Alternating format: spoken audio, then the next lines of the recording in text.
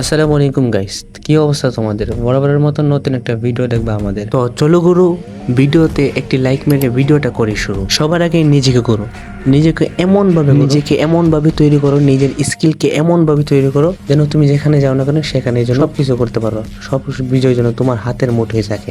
নিশ্চয়ই জীবনে কখনো না কখনো লোহা দেখেছো, আর এই লোহা হলো একটি খনিজ পদার্থ। লোহা দিয়ে কি কি হয়? ওরে বাবা, লোহা দিয়ে কি না হয়! লোহা দিয়ে দা হয়, বটি হয়, খন্তা হয়, কুড়াল হয়, কোদাল হয়, ছুরি হয়, তলোয়ার হয়, বন্দুক হয়, মেশিন গান হয়, ট্যাঙ্ক হয়, কামান হয়, ইঞ্জিন হয়, গাড়ি হয়, বাড়ি হয়, আরো হাজারো রকমের জিনিস তৈরি হয় এই লোহা দিয়ে।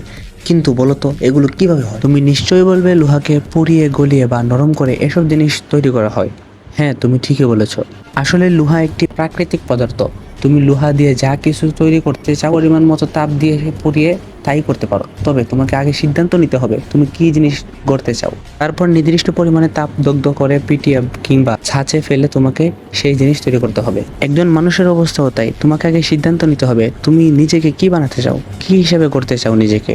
তারপর তোমাকে সেই ছাঁচে ঢেলে তার অনুকূল নিয়ম কানুনের অধীনে ফেলে এবং নিজের মধ্যে সেই সব গুণ বৈশিষ্ট্য সৃষ্টি করে নিজেকে কাঙ্ক্ষিত মানুষ হিসেবে গড়ে তুলতে হবে। তুমি নিজেকে কি হিসেবে করতে চাও এটা ডিপেন্ড করে তোমার নিজের উপরে। তুমি যদি একজন মুসলমান হয়ে থাকো, তুমি যদি একজন বাংলাদেশের নাগরিক হয়ে থাকো, তাহলে আমার পক্ষ থেকে তোমার জন্য কিছু জিনিস রয়েছে।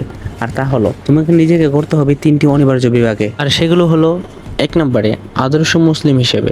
যেহেতু তুমি আল্লাহর দাস, আল্লাহর খলিফা এবং মুসলিম উম্মাহর একজন সদস্য, তাই তোমার নিজেকে গড়তে হবে একজন আদর্শ মুসলিম হিসাবে। দ্বিতীয় নম্বরে আদর্শ নাগরিক হিসাবে। যেহেতু তুমি বাংলাদেশের একজন নাগরিক, আর যেহেতু নাগরিকরা আদর্শ হলেই দেশের সুখ, শান্তি ও সুন্দর পরিবেশ সৃষ্টি হয়, সেই জন্য তোমার নিজেকে জ্ঞানে গুণে দক্ষতায় একজন আদর্শ নাগরিক হিসেবে গড়ে তুলতে হবে। এবং তৃতীয় নম্বর, পেশাগত দক্ষ হিসেবে। পৃথিবীকে গড়তে হলে এবং নিজের দেশ ও জাতিকে গড়তে হলে তোমাকে অবশ্যই পেশাগত দক্ষতা ও যোগ্যতা অর্জন করতে হবে। অদক্ষ অযোগ্য লোকেরা পৃথিবীকে গড়তে পারে না, দেশ ও জাতিকে করতে পারে না, এমনকি তারা নিজের কল্যাণও নিজে করতে পারে না। আর তাই তুমি যদি একজন ছাত্র হয়ে থাকো, ছাত্র হিসেবে ভালো ছাত্র হও, আদর্শ ছাত্র হও। আর এখন থেকেই ঠিক করে নাও ছাত্র জীবন শেষ হলে তুমি কি পেশা গ্রহণ করবে। শিক্ষক হবে, ডাক্তার হবে, প্রকৌশলী হবে, বিজ্ঞানী হবে, গবেষক হবে, লেখক হবে, আইনজীবী হবে, সেনাবাহিনী হবে, কবি সাহিত্যিক হবে, সাংবাদিক হবে, শিল্পপতি হবে, রাজনীতিবিদ হবে, প্রশাসক হবে, কর্মকর্তা হবে, ব্যবসায়িক হবে। আর কত কি হতে চাও, আছে আরো অনেক পেশা। তুমি নিজের জন্য বেছে নাও এক বা একাধিক পেশা, যে পেশা খুশি সে পেশা। তবে তোমাকে সেই পেশা অনুযায়ী নিজেকে গড়তে হবে। তারপর সেই ময়দানে অর্জন করো যোগ্যতা আর যোগ্যতা, দক্ষতা আর দক্ষতা।